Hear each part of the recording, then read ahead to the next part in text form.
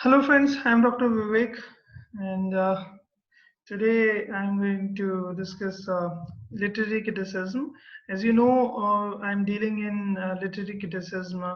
We have we have talked about uh, Aristotle and Plato and other Greek writers.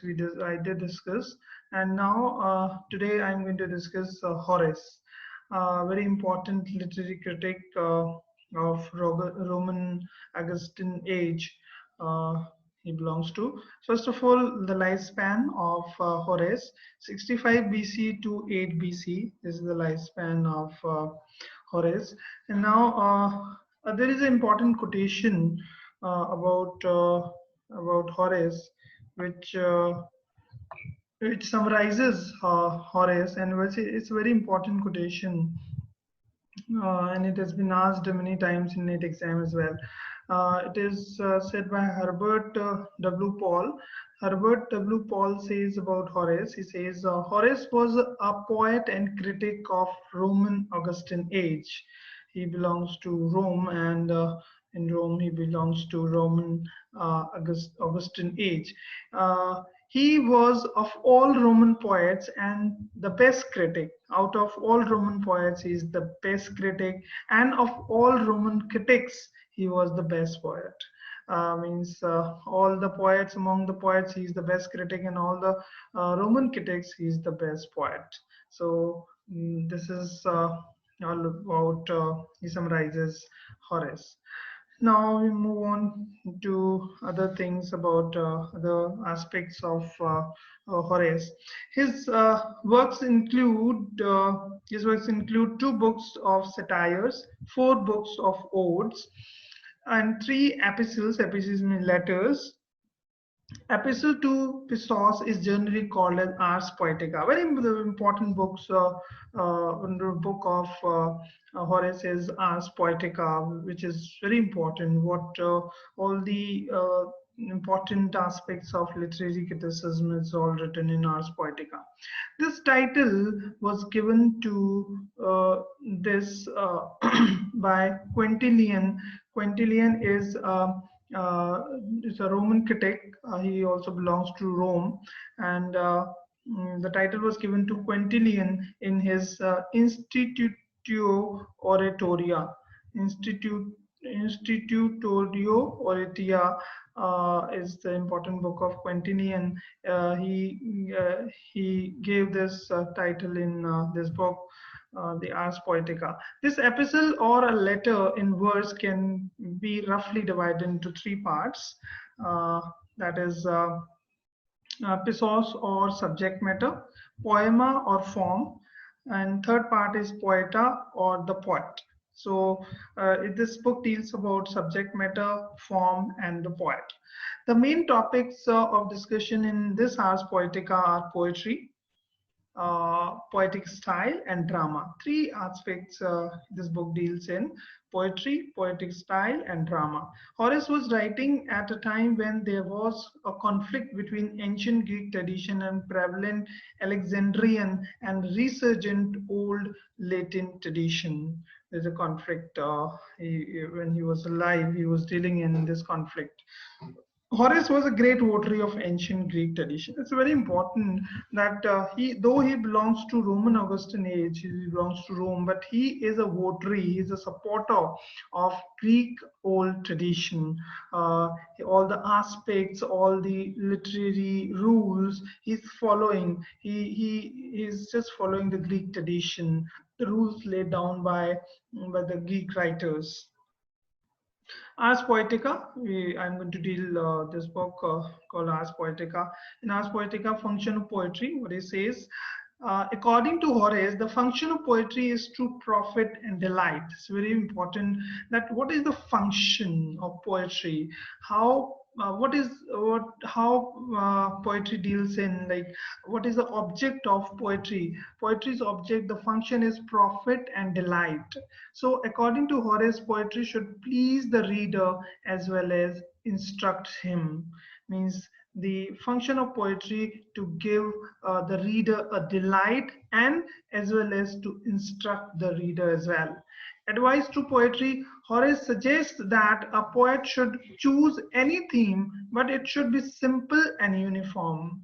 The poet can choose any theme he or she likes, but it should be uniform and simple. The poet should also assess his capabilities before choosing form. A simple theme means theme from familiar material and from familiar or from life or and discuss and life and customs and grace can be imparted this through craftsmanship. The theme should be uniform or one organic whole with nothing irrelevant attached to it. Horace believes that an appropriate meter should be used. He is very particular about the meter. So he gives which meter should be used in which genre. So it's very important that what he suggests. According to him, for epic, it should be dactylic hexameter. For epic, it should be dactylic hexameter, which is appropriate. This meter is also used by Homer in his epics.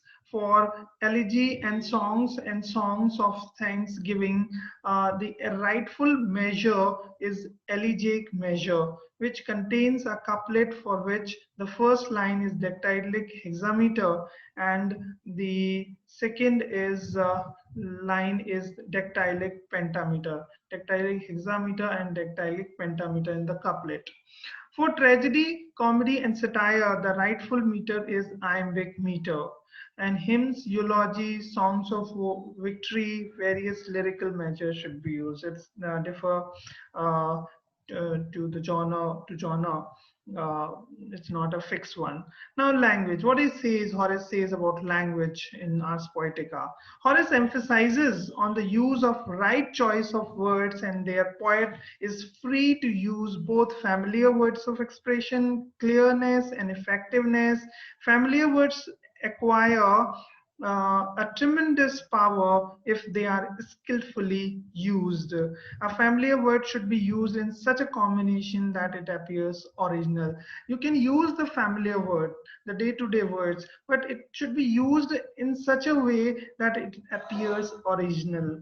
That's very important one. If no words if no familiar words can express what the poet wants to express, then he has a license to coin a new word. A new word can be used in case he want to make it new. He has a license, means he's a votary of using new words in the genre, in the literary genre. Sorry, the new words will win credit if they are taken from great source. If you new words is taken, that should be some source you should use. Words have the life of their own. They have their births, deaths, and resurrections. As a person has the life is, the words have also births, deaths, and resurrection. Resurrection means rebirth. The ultimate guiding principle in case of use of words should be custom.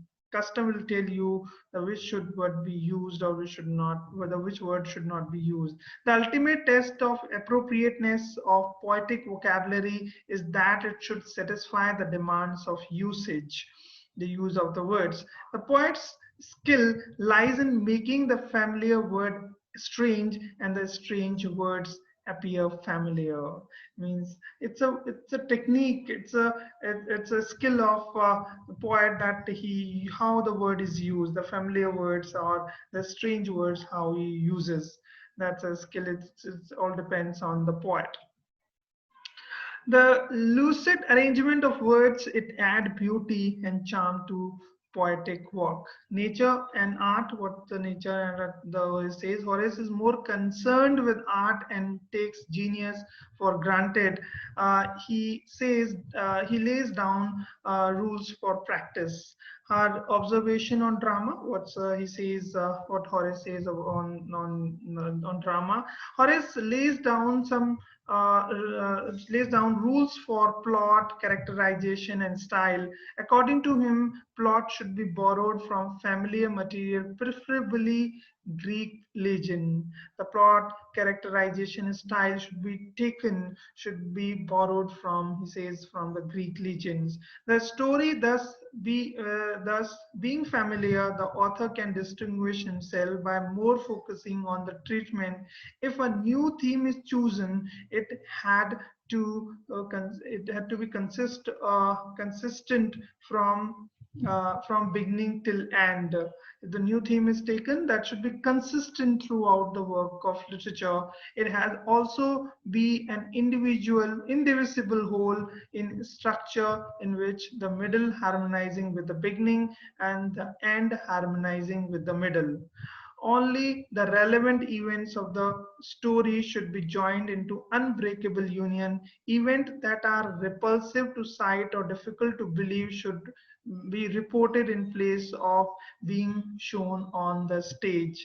Means that's a difficult, the scene or event which is very difficult or repulsive to sight, it's not we cannot see them, it's very repulsive, then should be narrated rather than depicting, rather than performing on the stage. Supernatural should not be introduced to solve a human problem unless it is absolutely necessary. Deus ex machina means supernatural power should not be used to solve a intrigue or problem in the play or drama or poetry, basically in drama. Tragedy should be Greek model.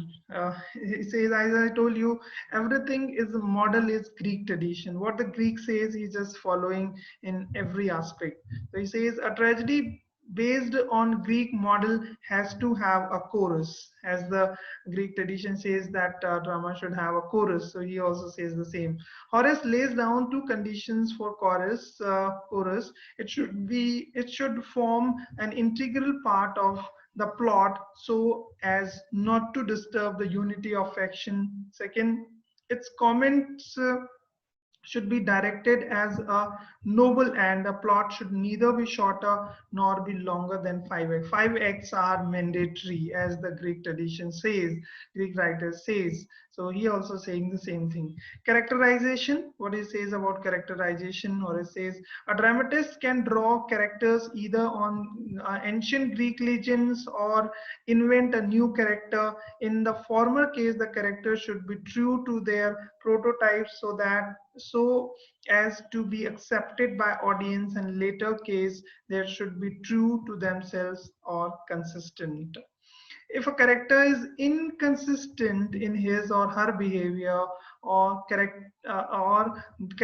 then he or she should be consistently inconsistent. He says about the character that if character is inconsistent in her behavior or his behavior, then it should be consistently inconsistent throughout the drama. It should be inconsistent. If he is inconsistent in nature, then it's throughout the play, throughout the drama, it should be consistently inconsistent. Suarez demands truth to life or verisimilitude, means realism in a character. Character should be true to his age and social standing. The character's behavior is according to age and social standing. What about he says, Horace says about style? Horace considers the iambic meter as the most suitable because it easily produces dialogues, as it is nearer the spoken speech than any other meter. Second syllable is produced louder than the first, so it could be heard over the noise of the audience. Means iambic. The first is unstressed, then stressed. For Horace, language of tragedy should be exalted, keeping with its exalted subject, and for comedy, it should be a matter of fact language, keeping with its everyday subject. The dramatic speech should observe propriety, and it should suit the character, its sex, its age, social standing, circumstances, and its mood. Means according to these aspects like sex, age, and social standing, the character should perform on the stage. So This is all about Horace, and what I think about Horace is he's a votary. All summarizes about Horace that he's a votary of Greek tradition. What the Greek writers are doing, or they are suggesting, they are making rules. He's just following the rules laid down by the Greek writers. So, if you know about Greek tradition, Greek writings, Greek style, then it's the same as uh, these Greeks are saying or have laid down the rules. He's just following, or is just following the rules laid down by the Greek writers. So this is all about Horace. Thank you so much for listening. Thank you so much for watching. Thank you.